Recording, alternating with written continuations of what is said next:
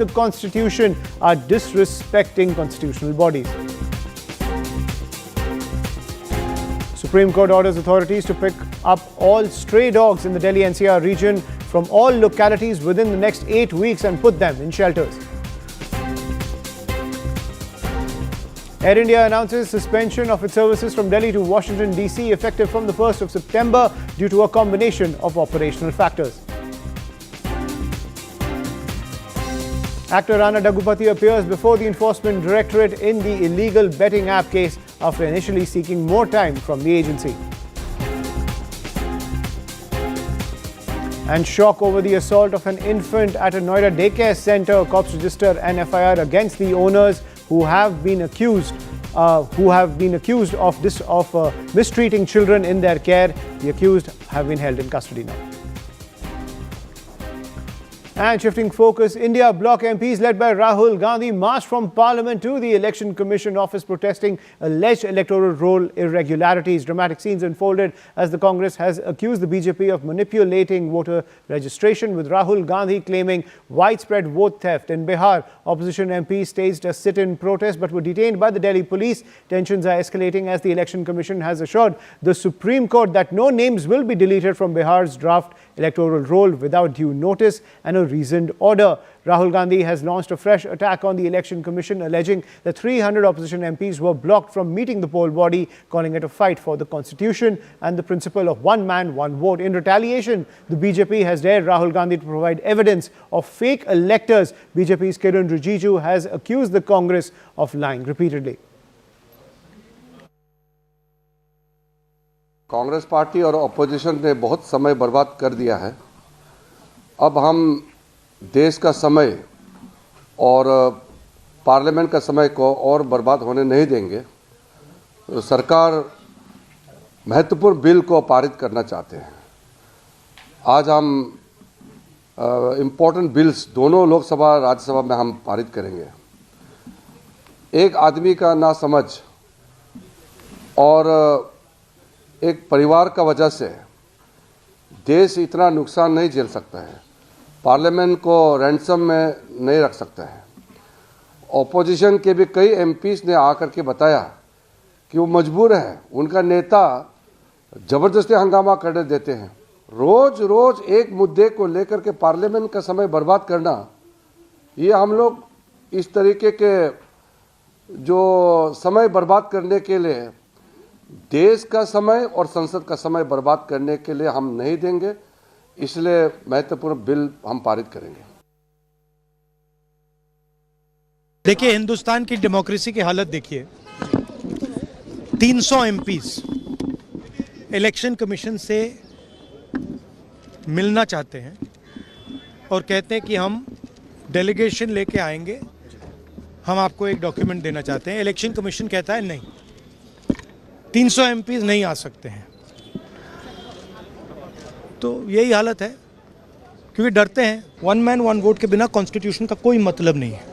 और हमने क्लियरली दिखाया है कर्नाटक में कि वन मैन वन वोट नहीं है। और इलेक्शन कमीशन जानता है, इलेक्शन कमीशन जानता है कि वो उसका जो डेटा है वो फटेगा। जो उसको अभी वो कंट्रोल करने की कोशिश कर रहा है, छुपाने की कोशिश कर रहा है, उसको हम निकाल देंगे। आज स्पष्ट हो गया है कि राहुल गांधी जी सहित विपक्ष के सभी सांसद ना तो कोई चर्चा करना चाहते हैं, ना कोई कंस्ट्रक्टिव आउटकम में विश्वास करते हैं।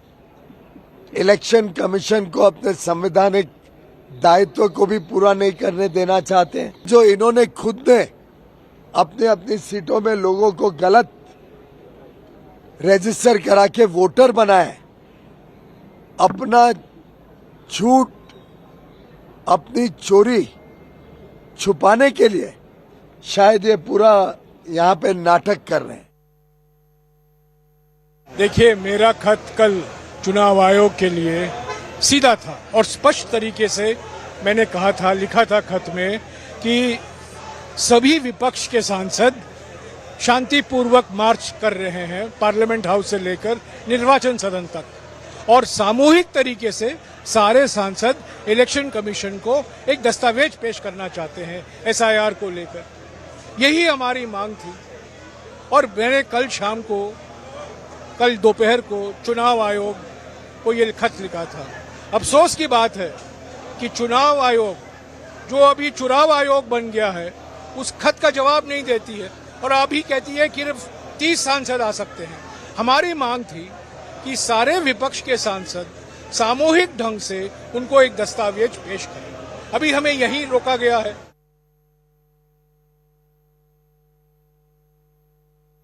Today, Rahul Gandhi has started a full campaign on vote chori. He says all opposition MPs are marching towards election commission to protest against what they call as vote chori.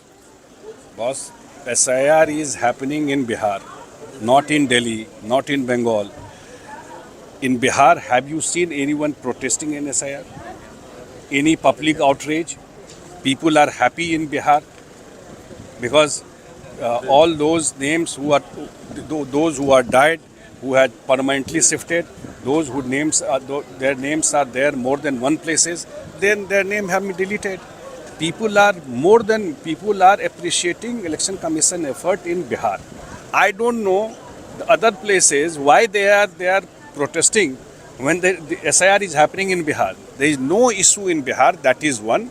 As far as vote chori is concerned, that's what I was saying. He's good in hit and run. Say something and run away. He also said that Samvidhan khatre mein. What happened to that in 2024 election? Election Commission has done excellent job in Bihar. And if Election Commission is asking you give in writing, so what's the problem? Even as a public people's representative and as a party also, we take time, go to Election Commission, we give, if you have any issue in writing to Election Commission, and Election Commission take actions. Dr. Tharoor, you have been stopped here, all the Congress MPs, opposition MPs to go. What is your demand? What is exactly what you want to tell the election commission? Rahulji has raised some very serious questions. He wants serious answers. The nation needs the serious answers. And the reason the nation needs those answers, very frankly, is because the credibility of the election process is vital for our democracy. As far as our democracy is concerned, everyone should be able to go to vote without having any doubts as to whether their vote is going to actually play a role in determining the country's political destiny. This is vital for everyone. It's also in the Election Commission's own interest. Their credibility should matter to them. So take the question seriously, give us answers. Do not waste time, frankly, on insisting on formalities like oath and affidavit, because at the end of the day, this is exactly what needs to be done. Why do you think it can be a people's movement? No, it has to be a people's movement because this is not about you or me. It's about the democracy of this country. So why this march is needed? Why do you think this came to this? Because the ECI doesn't budge at all. When this is a big issue in India, and one by one, other constituencies are also being identified where there's a surge in votes. This Bangalore Central is a classic example. And what happened in Mahadevpura seriously is a matter that has to be inquired into. Formidable prima facie evidence has been presented by Mr. Rahul Gandhi. It's prima facie, but investigated. What is this diversionary tactics like you must take an oath and file an affidavit? ECI is not a court of law. It is an administrative body. Even courts of law take suo motu cognizance of major issues. ECI is bound to take the formidable prima facie evidence presented by Mr. Gandhi and investigate it. So the BJP has also joined forces with ECI in saying that you are just trying to justify your election losses at times. ECI has become more or less, according to the public, according to several commentators, ECI is becoming a spokesperson of the BJP's view. Why is the BJP speaking for the ECI? The ECI can speak for itself. As the war of words continues to escalate between the opposition and the Election Commission. Pallavi, politically, does it seem that the opposition seems to have crossed a political red line? Because in the days to come and even in the past, how will it explain its political wins under the same system? Well, absolutely, but that's a question which has always been asked by the BJP, that where you won elections like in Telangana or Himachal Pradesh or Karnataka, you never raised a question mark over the electoral process or how those elections are won. Now the instance of Mahadevpura is being repeatedly given by Rahul Gandhi in Karnataka, but why are you then not talking about Dhule Lok Sabha constituency in Maharashtra, where while the percentage of difference between the BJP and the Congress party was very minimal and the BJP had won in 4 of those assembly constituents, but at the end of the day it was the Congress which won in the Dhule Lok Sabha constituency. But the Congress remains silent as far as Dhule is concerned, but they are very, very acrimonious when it comes to Mahadevpura. Now, according to the BJP also, the entire question which are being raised by Rahul Gandhi, that on a single address there are 10 or 12, more than 2 people there, there are people who are no longer alive, their names are there in the voter list, is precisely the reason why the SIR is being sought by the Election Commission. So in a sense, according to the BJP, the Congress party is de facto supporting the entire SIR exercise. But I don't think there's going to be a closure anytime soon. Today is the March. Tomorrow Congress plans to have similar kind of protest, but inside the parliament, the disruption of the business of the house, and adding to it their objection to the fact that when there is no sense of order on the floor of the house, why are bills being bulldozed through? Why are those debates and discussion? But strategically speaking, I think Mr. Rijiju made it very clear that we waited long enough. Transactions have to carry on, and therefore so be it. To use his words, Rahul Gandhi to mante hi nahi hai.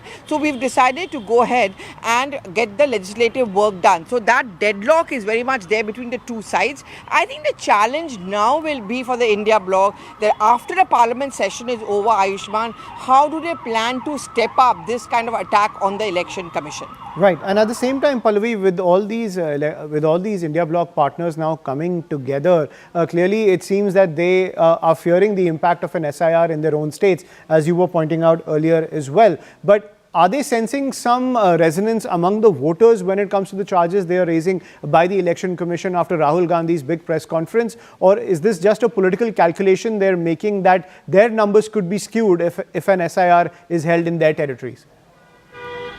Well, I think it is also, you're right. I mean, Ashman, we were discussing this earlier. I think it's their own political vested interests also which matter. Bihar or Bengal has also jumped into the entire narrative, and a rare coming together the TMC and the Congress, because they saw what was happening in Bihar and they feared even more.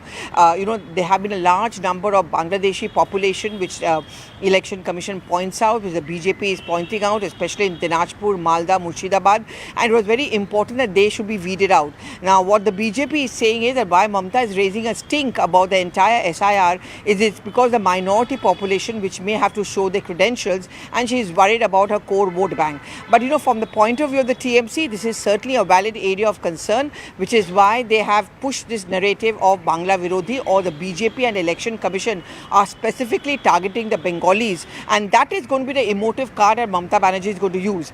It doesn't remain anymore between the TMC and the RJD plus the Congress. DMK also has its similar concerns. After all, Tamil Nadu is also going to go to vote in 2026, and they feel that a similar kind of an exercise may be carried out in Tamil Nadu, in other states as well. So it's very important to preempt this and join the hands together to resist the SIR and talk about hashtag vote story. Right. Thank you, Pallavi, for decoding that for us. So that is the pitch that's coming in from the opposition camp when it comes to the charges against the Election Commission. But the war of words continues to escalate because the Election Commission has time and again fact-checked the charges coming in from Rahul Gandhi. But as Pallavi was pointing out, there are political calculations at play at the state level, which has led to this rallying cry coming in from Rahul Gandhi, and the compliance also coming in from several India Bloc members. I'm also joined by Arunima on the broadcast. So Arunima, this charge, countercharge, this entire rigmarole is only continuing between the Election Commission as well as the opposition. The Election Commission does one fact check and Rahul Gandhi comes up with another issue. This entire kind of war of words is only escalating, but to a great extent, do you think the Election Commission could bite the bullet, and when it comes to taking legal action against these charges, that could be an avenue that is open before the poll watchdog? See, I've repeatedly put that question to the Election Commission officials, whether, lodging an FIR is what they're contemplating at the moment. Legally speaking, that is an option because they have in their notices also said that under the BNS, there are sections which attract up to 7 years of punishment, which could be slapped on Rahul Gandhi. But I do not think things have reached a stage as yet because LOP is, after all, also a leader of opposition, and Election Commission, being a constitutional body, would want to have full legal opinion and legal backing before going for such a course of action. But having said that, they are waiting and watching whether Rahul Gandhi will give any declaration.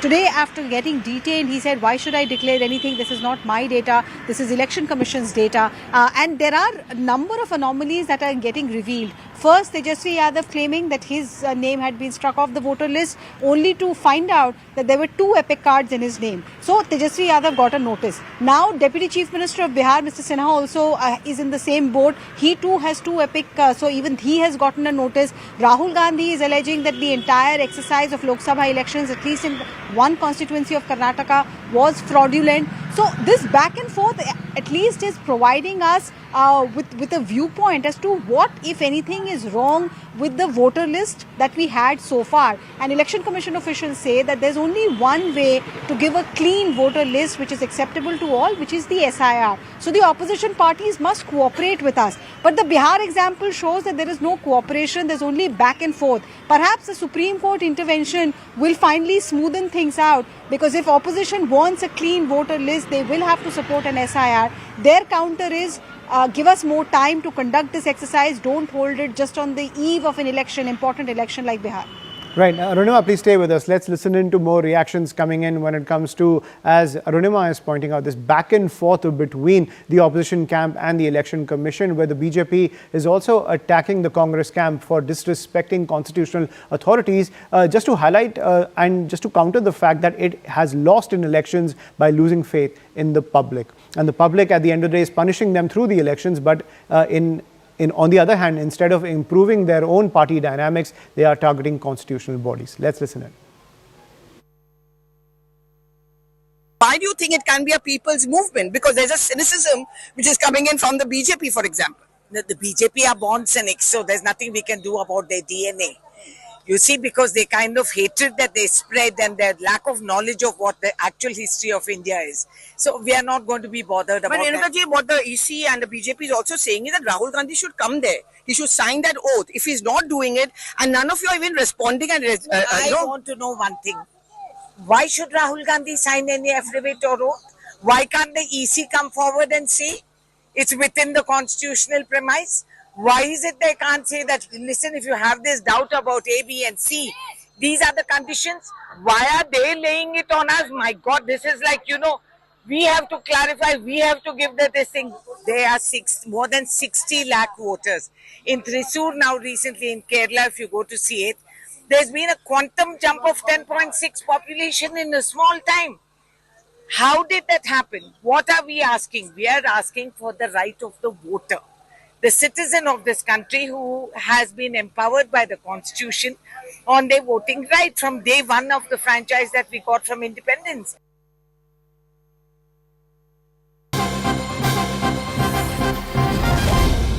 That's coming in from the RJD's Tejasvi Yadav. Now, what we are learning is that he has posted on the platform X, and I quote Tejasvi Yadav taking on the Election Commission once again, saying the Bihar has asked for the special status from the double-engine government, rather got the special exclusionary revision. Once again making the charge that the entire SIR exercise, the special intensive revision, has been aimed at disenfranchising voters in the state of Bihar. Arunima is back with us on the broadcast. Arunima, it seems that this entire thing is nothing more than a political point coming in from the RJD camp. Tejasvi Yadav now saying that Bihar asked for special status from the double-engine government but got the special exclusionary revision. Also, Tejasvi Yadav not able to address the fact how so many block-level officers associated with his own party have helped the Election Commission with the entire SIR exercise, and till date, no objections have been filed by any political party in the state. So let me answer the last part of your question first. As far as no objection getting filed by any political party, Election Commission in its bulletin even issued a few hours back has said that there is not a single objection filed by any BLO or any BLA, any booth level agent associated with any political party. But when we put this question to the opposition members, what they're saying is that on a plain paper, whenever a booth level agent is giving to the local election officers that this person has wrongly been excluded from the draft voter list, it is getting rejected. That's what opposition's contention is. They say there is no clear rule or clear format that is being communicated to us as to how we should be filing our objection. Instead, we are being asked to fill Form 6. Form 6 is usually the form that is filled for first-time voters. So if you feel that your name has been wrongly excluded from the voter list, you are being asked to fill up Form 6, and that is getting listed under a separate category in the daily press update that is coming in from the Election Commission. This is what the opposition's contention is. They are saying that it is being given, the EC officials on ground are misleading by saying opposition parties are not filing any claims of objection. Now, to come to the other part of your question about what Tejasvi Yadav is saying, it is correct that EC's own draft list says that about 65 lakh voters will not be part of the draft list. But having said that, EC maintains that this is just a draft list and everyone should come on board. Political parties, voters, volunteers, they should come on board to ensure that not a single eligible voter is left out. So this is an exercise which is being mounted on war footing. We are now looking at the last fortnight or so. The last 2 weeks remains before second phase of SIR ends. So this should be done on a war footing is what Election Commission says. But so far it looks like the political parties and EC at the higher level at least are not cooperating. At the lower level, at the level of BLO and BLA, is there some cooperation? Well, the Bihar voter definitely hopes for. Right. Thank you, Arunima, for decoding that for us. So clearly, this is a political attack that's coming in from Tejasvi Yadav because when it comes to raising the objections during this 1 month period that has been set by the Election Commission, no political party has raised those objections against the draft voter list. But let's listen into more reactions coming in as this war between the Election Commission and the India Bloc continues to escalate. SIR पहली बार नहीं हो रहा है. हर एक राज्य में राष्ट्रीय स्तर पे चुनाव आयोग की एक नियमित प्रक्रिया है. आप चुनाव जीतोगे तो सारा विषय सही है. अब चुनाव हारोगे ये सारा विषय की अव्यवस्था आपको ध्यान में आती है. आप अप्रजातांत्रिक, आप लोक विरोधी इस स्थिति से बाहर आके आप देश हित में आपकी भूमिका विरोधी के नाते आपकी अपेक्षा है, आप उसमें लगो. और मैं कांग्रेस पार्टी की इस अराजकतापूर्ण दिशाहीनता के बारे में गंभीर चिंता प्रकट करता हूं. ये आखिर कहां तक देश के प्रजातंत्र को ले जाएंगे जो लोग फिर आए दिन संविधान की किताब लेके घूमते हैं. क्या भारत की संवैधानिक संस्थाओं को तोड़ने के लिए उन्होंने मन बनाया. मैं उसको कठोर से कठोर शब्दों में निंदा करता हूं. No, our message is very clear that the people have some questions now in their mind. Answer those questions. Keep the sanctity of elections alive. You are responsible for that. You as an institution are responsible to uphold the democratic structure of this country. And if you in any way choose to try and undermine this alongside the BJP, then it is shameful. So our protest was against this, that we have raised some questions. We have given you proof through your electoral data that how voter duplication is having, epic IDs are being misused. So you have to give those answers. You cannot stop us. If you try and stop us, we will go to every single home and make people aware that what is happening is actually dictatorship. We will all sit together and decide how are we going to take this forward. But this is a serious issue and it undermines the voters' right, and we will continue to fight for that right. Vote चोरी देश के साथ देशद्रोह है, ये देखिए. और इस देशद्रोह में जो दोषी हैं समेत चुनाव आयोग के मुख्यतम अधिकारियों के, उनको सजा मिलनी चाहिए, क्योंकि ये हमला आम व्यक्ति पर है, वन मैन वन वोट के प्रिंसिपल पर है. ये हमला हर उस व्यक्ति पर है जिसका प्रजातंत्र और वोट के अंदर विश्वास है. और इसका निर्णायक फैसला, ये मुहिम जो राहुल गांधी जी ने जिसकी शुरुआत की है, अब पूरे देश के लोग, सब राजनीतिक दल इससे जुड़ चुके हैं. जब तक दूध का दूध पानी का पानी नहीं होगा, ये आंदोलन चलेगा. So that's the latest on the showdown between the opposition and the Election Commission, where now the entire India Bloc is squaring its election losses into a campaign of election fraud at the behest of the BJP and the Election Commission. So the storm of charges only continuing. We will continue to track all the developments coming in. For now, a quick break. More news and updates on the other side.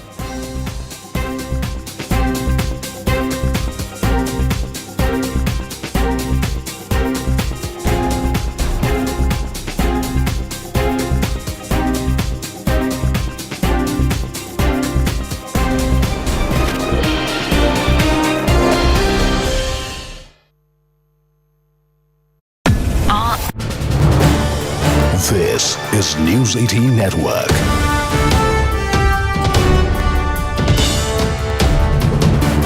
India's largest news network. But he's not been able to work out a deal in this case. And the thing is, he's been angling for a peace prize.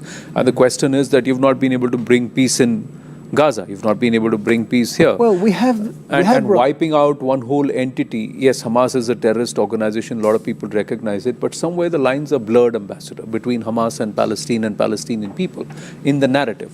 So how long can you separate the two? Well, I'm not sure. It's a good question. I think that at the end of the day, Palestinians will figure out that there's no future with Hamas. I think most of them already figured that out, and they are hoping that with international pressure, Israel will cave in and renounce its aims. It's not going to happen. Okay, so the Prime Minister went out to be very clear about it, and he's backed by the cabinet, which is the elected government of Israel. So, this could end today. As I said, Israel doesn't have, an interest to occupy Gaza permanently. We want another entity that is not Hamas and is not the Palestinian Authority. We don't want people that actually educate their children for Israel's destruction, just to kill Jews. Okay, this is what they're doing.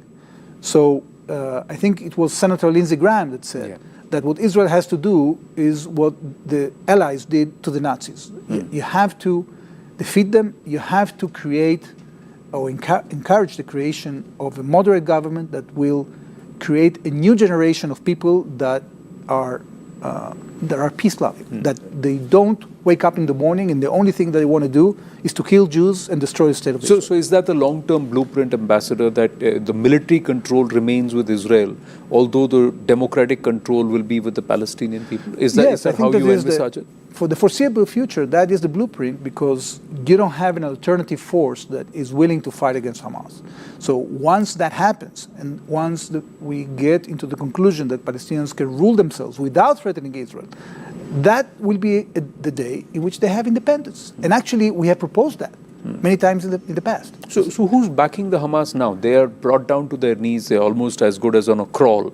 But where is their support and sustenance coming from? Well, I think that their support comes mainly from parts of the Arab world and the Muslim world in which there are radical Islamists. You have Al Jazeera, you have TRT, you have different constituencies that are still supporting them. A lot of people are sending donations there. But, there's a lot of deceit in that as well. I think that a lot of people are being taken into a ride. I think that the best way to end suffering is to stop supporting Hamas. Because the moment that happens, I think they won't have the backing and the legitimacy to continue this struggle. And as we have to finish it as soon as possible. So are you planning some swift action in the coming days? I don't think it's going to be swift. It's an effort that takes time. As I said, we are working very cautiously. First of all, we have to make sure that all the civilian population leaves Gaza City, and then start, because usually Hamas booby traps every road and every building. That's why you are seeing a lot of devastation when it comes to destruction of buildings. There are also civilian deaths. There is an Al Jazeera journalist who's claimed reportedly died to a military strike. He's not a civilian. He was a listed terrorist in Hamas military wing. We have proof and records that we have caught from the intelligence apparatus of Hamas that person, Anas al-Sharif, he underwent military training by Hamas. So he was a registered Hamas cadre? Yes. Working for a television and he was platform disguising as or press. Look, we are having this all the time since the beginning of the war. We're having terrorists that are disguising themselves to being medical staff. We have terrorists that are receiving salaries from international organizations, including the UN. You have terrorists that have been receiving UN salaries. You had UN workers that abducted Israelis on the 7th of October. And we are having this guy, Anas al-Sharif, that was a terrorist. He was taken out. So some of the people still believe these lies, and they take it, they take them at face value. It's, I think, we have to stop being so naive when it comes to Hamas. They are using all these illegitimate ways to try to win this war. It won't work. Okay. Ambassador, I'm just going to take 2-3 questions, segue a little away, and we've got to talk about Bharat and India and, where President Trump has backed and Israel's right to defend itself and protects its interests. He doesn't seem to take kindly for Prime Minister Modi saying he's got to protect the interest of our farmers, this 50% tax.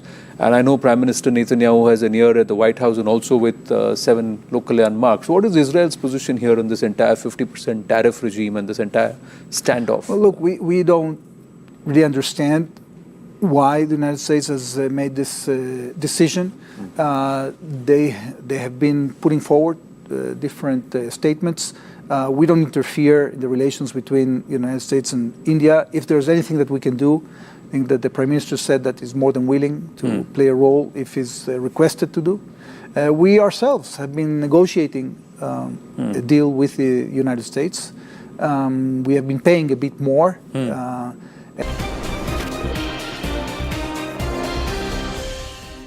And welcome back to The Nation at 5 with me, Ayushman Singh Jamwal. Now, a rift has emerged within the Karnataka Congress over the state's voter list after charges from Rahul Gandhi surrounding the 2024 Lok Sabha elections. Now, after Minister K.N. Rajanna submitted his resignation to Chief Minister Siddaramayya, the Karnataka Chief Minister has now accepted it. This comes after Rajanna raised sharp questions over the party high command's stand, accusing the party of failing to scrutinize the electoral rolls when the draft list was published. He said, and I quote, "This voter list was compiled during our tenure. We should be ashamed for allowing it to happen." Rajanna's criticism brings to the fore the party's internal divide over this matter that has been raised by Rahul Gandhi.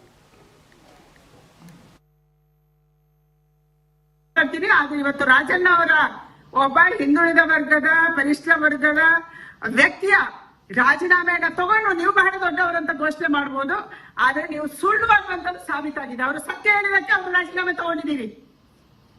Face ಮಾಡಕ್ಕೆ ನಿಮ್ಗೆ ಧೈರ್ಯ ಇಲ್ಲ, ನಿಮ್ಮ ಮುಖ ಇನ್ನೂ ಉಳಿದಿಲ್ಲ, ಚಹರ ಉಳಿದಿಲ್ಲ ನಿಮ್ದು. ಅದಕ್ಕಾಗಿ ಇವತ್ತು ರಾಜೀನಾಮೆ ತಗೊಂಡಿದ್ದೀರಿ. ನೀವು ಸತ್ಯವನ್ನ ಅರಗಿಸಿಕೊಳ್ಳುವಂತ ಶಕ್ತಿ ಇವತ್ತು ಕಾಂಗ್ರೆಸ್ಗೆ ಇಲ್ಲ.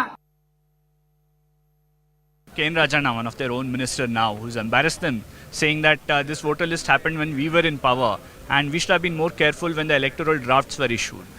No, he's not made any embarrassment, or he has spoke the truth. He spoke the truth. Since our government, our own executive, our own officers, they were all the returning officers. They were all the part and parcel of this entire election process. When the election draft notification, everything was published and it was put in public domain, they had a lot of opportunity. Even after that, they could have filed the election petition. Even now, if they have got something to question, they can question, by submitting the documents, relevant documents. They are not trying to do any of these things. They just want to politicize. They just want to bring discredit to the entire election process. They want to bring down the image of the India or Bharat image across the globe. This is the agenda. This is the narrative of Congress. Congress always let down. It will always let down our country. Our interest always has been let down by Congress. They'll support sometime Pakistan. They'll go to America, elsewhere, European country. They work against the interest of our country. They are, I don't know what to tell them. Even if I tell something else, again it will become, we'll stoop to their level of thinking. And I'm joined by my colleague Harish Upadhyay on the broadcast. So Harish, even though K.N. Rajanna has resigned and it seems that the Congress has some reprieve when it comes to this internal crisis sparked by Rahul Gandhi's charges, what he has said in the public domain cannot be ignored, and that is just more ammunition for the BJP. Absolutely. The fact that he's come out and said that these electoral rolls happened, or some of these additions happened when we were in power, when we were in power in Karnataka in 2023, and the fact that many of these officials who were on duty were reporting to the state government, and the fact that draft electoral rolls were issued, and if we did not see them then, and if we did not raise a red flag based on that, then we should be ashamed that we let it happen under our watch. So this kind of a statement coming in from K.N. Rajana, who said that, who did not mince words. Remember, he was highly critical of the party. He said, what's the point talking about it now if we let it happen when we were in power, and what were we doing when it happened? And he said, although the Prime Minister has come to power based on such fraud votes, we should be ashamed that we let it happen and we did not raise red flag when draft electoral rolls were issued. Clearly that had dented the party's campaign, considering the fact that this was launched from Karnataka, from Bengaluru. The constituency that got maximum amount of focus was Bengaluru Central constituency, and despite all that, for a senior minister of Rajana's stature to come out and in a way derail the entire campaign of the Congress party is something that had not just moved the state leadership but the central high command as well. And finally that word coming in from the high command left the chief minister with no other option but to sack K.N. Rajana, despite the fact that Rajana is seen as somebody who's close to the chief minister, is close confidant, somebody who's backed the chief minister multiple times, and despite not being very keen on it, the chief minister had to act and crack the whip. Absolutely, and we're getting an update as well. Harish, please stay with us, that the governor's office has now confirmed K.N. Rajana's removal from the state cabinet, so his resignation has now been accepted. But Harish, when it comes to this statement that K.N. Rajana has made, clearly this also comes at a time where India Bloc partners are rallying behind Rahul Gandhi against the Election Commission. Also, as you were pointing out, this entire campaign also focusing on Karnataka when it comes to the 2024 Lok Sabha elections. But at the same time, K.N. Rajana is someone who has countered the party line time and time again. So this was clearly the straw that broke the camel's back, and the Congress taking action against someone who's criticized the high command time and time again. Absolutely. He's not just criticized the high command, Ayushman. In fact, he's gone against the Congress high command's diktat multiple times. If you can recollect, the recent one was a month ago when you had Mallikarjun Kharge, the Congress president, making it clear that nobody will speak about the leadership change. You had K.N. Rajana openly defying that, saying that there will be a revolution of sorts in the Congress party in September, October. And then for this to happen now, perhaps this was the final nail in the coffin. The fact that he was going against the party's diktat multiple times. And remember, his comments about D.K. Shivakumar too is something that did not go down well. D.K. Shivakumar had to bring it to the notice of the party high command. And although he was seen as somebody very close to the chief minister, his comments also made the chief minister's camp a little uneasy, because that would then attract the focus of the Congress high command on leadership change issue. And eventually today, we understand there was a long conversation that the chief minister had with the Congress high command, and the message was very clear that give him a time. He has to resign by that time. Otherwise, do not even hesitate to dismiss him. That was the message that came in from the high command. Let's also not forget, this would have made a lot of India Bloc leaders uncomfortable, because while they were backing the Congress party on this, one of a senior leader of the Congress party from Karnataka, a sitting minister, to derail that campaign would have sent a wrong message. And perhaps that's the reason we've seen such a stern action from the Congress party. Yes, there have been times when Congress ministers have resigned. Even in this government, we have seen B. Nagendra resigning, but that was more on corruption issue. This is the first time that somebody has been sacked for going against the party line, or what can be termed as a disciplinary issue. Right, so we can see that how seriously even the Karnataka Congress is backing the charges coming in from Rahul Gandhi as he's rallying the India Alliance against the Election Commission. Thank you, Harish, for decoding that for us. Let's listen to more reactions coming in. The BJP also attacking the Congress camp for silencing dissent from within its own ranks. Rahul Gandhi and Congress party, they don't have guts to face the reality. They don't have guts to face the real facts. Facts are very clear. since Rahul Gandhi was claiming malpractices on the part of Election Commission, a senior minister in Siddaramaya's cabinet has disclosed the fact that all this discrepancy has taken place during Congress tenure only. High Command has put pressure on Siddaramaya to take resignation of Minister Rajanna. We'll discuss on the floor of the House as also. Congress की intolerant और emergency मानसिकता का परिचय मिल रहा है। K. N.. Rajanna, जिन्होंने सुबह कहा था, कर्नाटका के मंत्री है, कि भाई अगर 2024 की लिस्ट में गड़बड़ियां थी, वोटर लिस्ट में, तो कर्नाटका में तो कांग्रेस की सरकार थी 2023 से, तो उस समय उन्होंने आवाज क्यों नहीं उठाई? उस समय उन्होंने इसको ठीक क्यों नहीं किया? उस समय से लेकर अब तक कोई कार्रवाई नहीं की। अब जैसे ही ये बोला और राहुल गांधी को फैक्ट चेक किया, राहुल गांधी को आईना दिखाया, कांग्रेस को आईना दिखाया, तो तुरंत उनके ऊपर ऐसा दबाव डाला जा रहा है या डाला गया है जिसकी वजह से बताया जा रहा है मीडिया में कि उन्होंने इस्तीफा दे दिया। तो ये दिखाता है कि कांग्रेस पार्टी संवैधानिक संस्थाओं का अपमान करने के लिए, इलेक्शन कमीशन को बदनाम करने के लिए अपने लोगों को भी किस प्रकार से प्रताड़ित करती है, चुप करवाती है। Suspended now. I think another second the gazette will come. Siddaramaya every day is losing his wicket. October, I told October it will be a Kranti. Now August it started. As a leader of opposition, how do you see this type of developments? I think Congress party is divided now. DK and Siddaramaya. It will be collapse. The big developments are.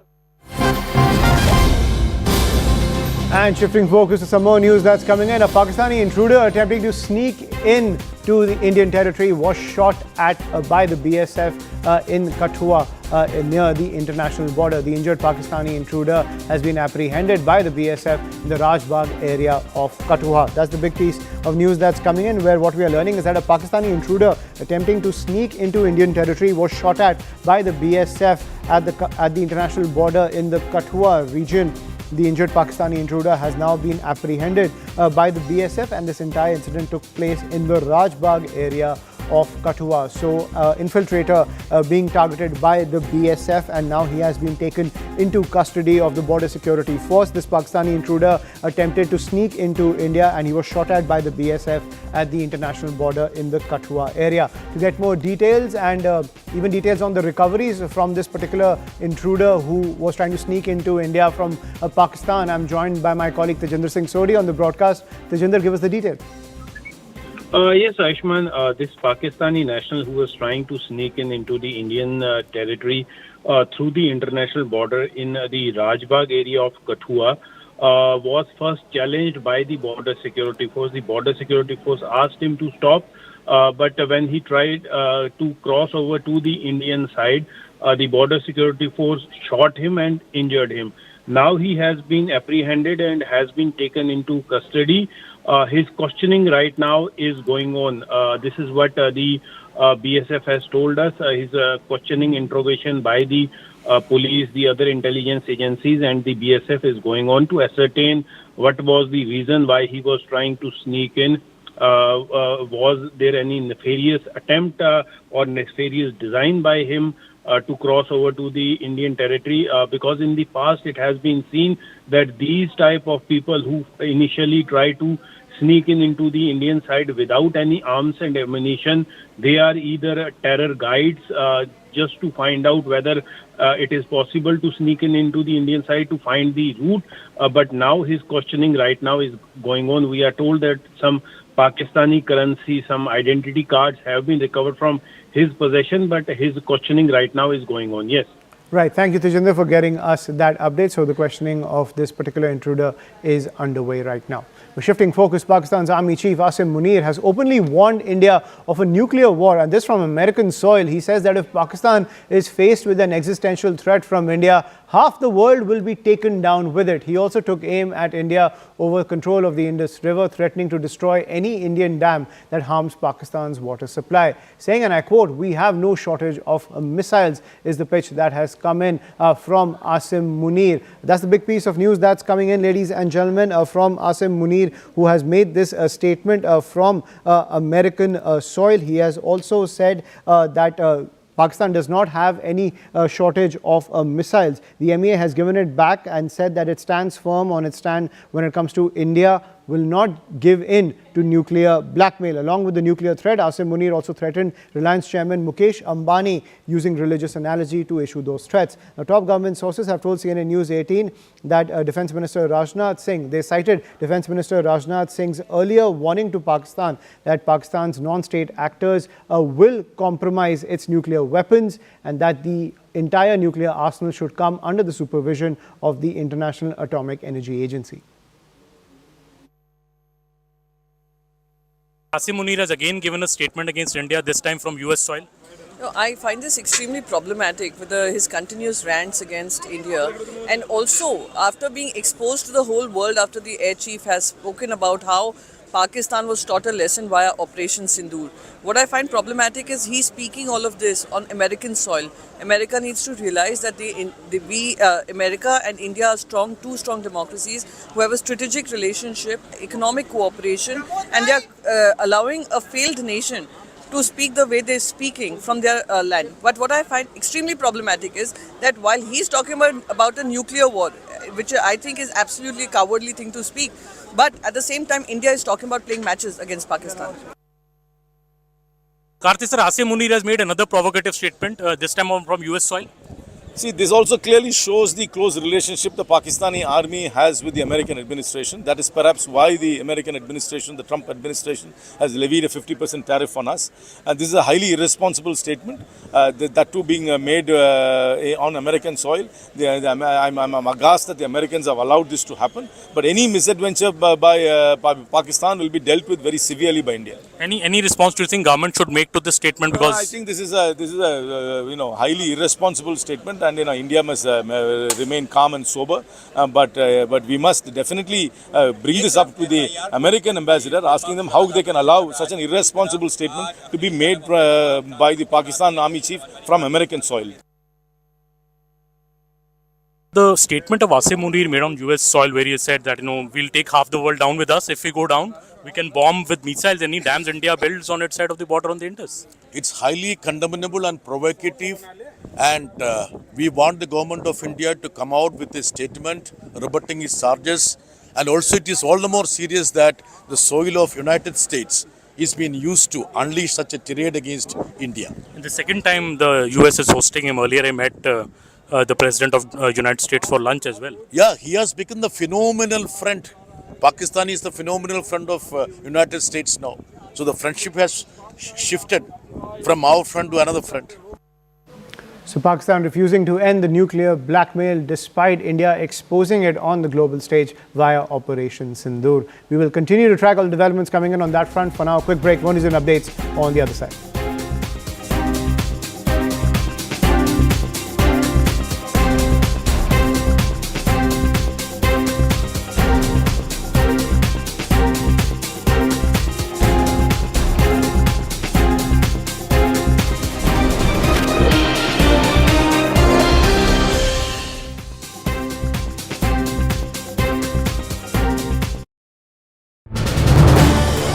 This is News 18 Network.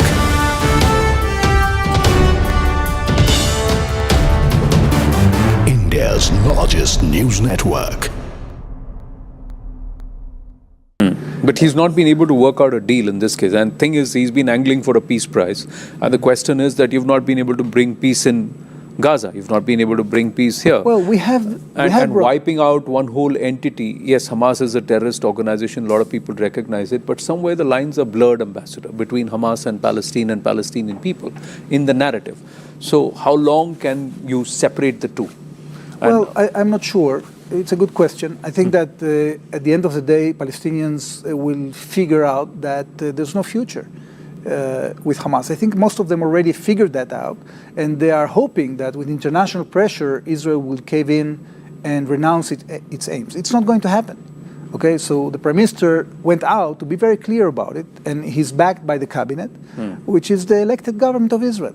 So, this could end today. As I said, Israel doesn't have, an interest to occupy Gaza permanently. We want another entity that is not Hamas and is not the Palestinian Authority. We don't want people that actually educate their children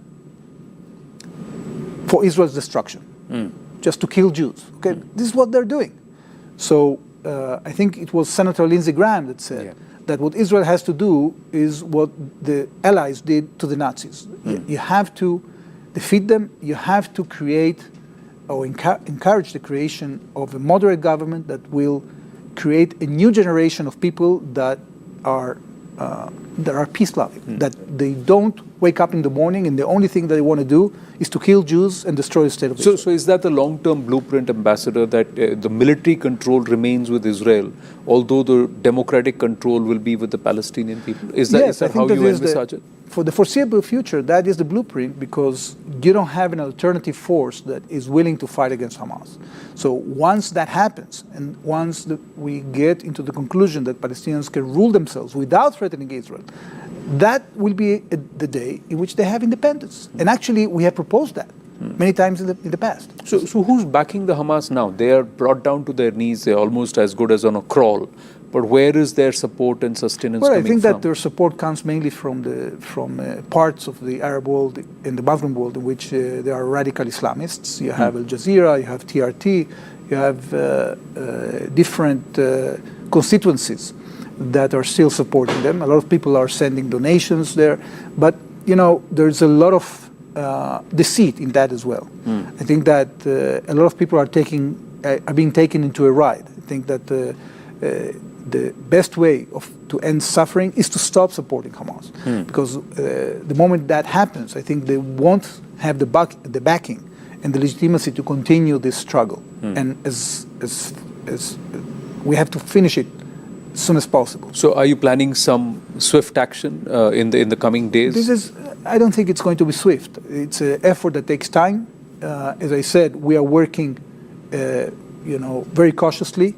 First of all, we have to make sure that all the civilian population leaves Gaza City, and then start, because usually Hamas booby traps every road and every building. That's why you are seeing a lot of devastation when it comes to destruction of buildings. There are also civilian deaths. There is an Al Jazeera journalist who's claimed reportedly died to a military strike. He's not a civilian. He was a listed terrorist in Hamas military wing. We have proof and records that we have caught from the intelligence apparatus of Hamas that person, Anas al-Sharif, he underwent military training by Hamas. So he was a registered Hamas cadre? Yes. Working for a television platform? And he was disguising as press. Look, we are having this all the time since the beginning of the war. We're having terrorists that are disguising themselves to being medical staff. We have terrorists that are receiving salaries from international organizations, including the UN. You have terrorists that have been receiving UN salaries. You had UN workers that abducted Israelis on the 7th of October. And we are having this guy, Anas al-Sharif, was a terrorist. He was taken out. So some of the people still believe these lies, and they take them at face value. It's, I think, we have to stop being so naive when it comes to Hamas. They are using all these illegitimate ways to try to win this war. It won't work. Okay. Ambassador, I'm just going to take 2-3 questions, segue a little away, and we've got to talk about Bharat and India and where President Trump has backed and Israel's right to defend itself and protects its interests. He doesn't seem to take kindly for Prime Minister Modi saying he's got to protect the interest of our farmers, this 50% tax. And I know Prime Minister Netanyahu has an ear at the White House and also with 7 local landmarks. What is Israel's position here on this entire 50% tariff regime and this entire standoff? Well, look, we don't really understand why the United States has made this decision. They have been putting forward different statements. We don't interfere in the relations between the United States and India. If there's anything that we can do, I think that the Prime Minister said that he's more than willing to play a role if he's... And welcome back to the Nation at 5 with me, Ayushman Singh Jamwal. The Supreme Court has ordered the removal of all stray dogs from residential areas in Delhi NCR due to rising dog bite incidents and rabies deaths. Justice Pardiwala emphasized that the action is for public safety with no room for emotional appeals. The court directed that stray dogs be relocated to remote areas. The Solicitor General informed the court that a relocation site in Delhi had been identified but was blocked by a stay order. The court ruled against the adoption of stray dogs, fearing they would be released again, and called for urgent action to make the streets free of strays. Now, Delhi Chief Minister Rekha Gupta has backed the Supreme Court decision and has asserted that her government will implement the order in a systematic manner. देखिए, ये बात सच है। दिल्ली की जनता वर्षों से इस विषय पे परेशान है और सरकार, पिछली सरकारों ने जो किया और नगर निगम में जिस तरीके से काम चल रहा था, हम उन सब के ऊपर लगातार हमारी सरकार बनने के बाद से इन विषयों पे चर्चा करते हुए इसके समाधानों पे वर्कआउट कर ही रहे थे। इसमें माननीय कोर्ट ने जो आदेश दिया है वो भी हमारे लिए बहुत महत्वपूर्ण है। हमारा एक ही ध्येय है, दिल्ली की जनता को राहत देना, और दिल्ली की जनता को बड़ा लाभ हम लगातार देने वाले हैं। The Supreme Court also making it extremely clear that these incidents are extremely troubling when it comes to the relocation as well as the presence of street dogs in the Delhi NCR region. And we've seen incidents coming in from across the NCR region. But when it comes to the parameters of relocating these dogs and the arduous task ahead for the local municipal authorities, that is and it continues to be a point of contention because they are also fighting with the animal rights activists who call their conditions cruel. So this is quite a legal tangle the judiciary finds itself in. Yes, Ayushman, but you see the increasing problem of stray dogs, the way it is creating a menace that is detrimental to the life-free movement and safe environment. You see, you cannot go morning for a walk. Children cannot play outside. Aged people cannot walk freely. So the way it is creating menace, and the people who are the protectors of these dogs, the way they feed them without any safety parameters, and sterilization is not working. So only way out is the municipal authorities have to work together jointly. NDMC, MCD and all other municipal authorities collectively will have to work to give a safe, free environment. You cannot put the life of citizens in trouble. Right. So even the animal activists or whosoever talks about their rights, they should first ensure that every dog which they are feeding is free from the rabies free. And they are not ensuring it. Moment it comes, they immediately come and cite certain examples, certain laws. Any law does not say that it is above than the human life. Now you see there are 22 lakh dog bite cases and 5 lakh other animal, including monkey bite cases in 2024 itself. See, the statistics is worrisome.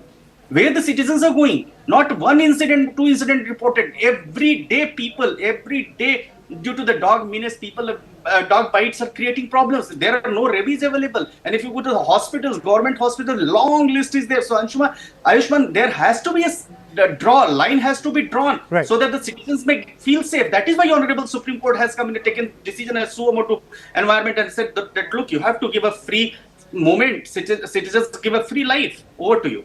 Right, and but Mr. Dubey, when it comes to this 8 weeks deadline that has been given by the Supreme Court, now compliance is a very important thing. Now the Supreme Court needs to also levy some punitive action. CNN News 18 Primetime Studio, presented by Schneider Electric Smart Home Solutions.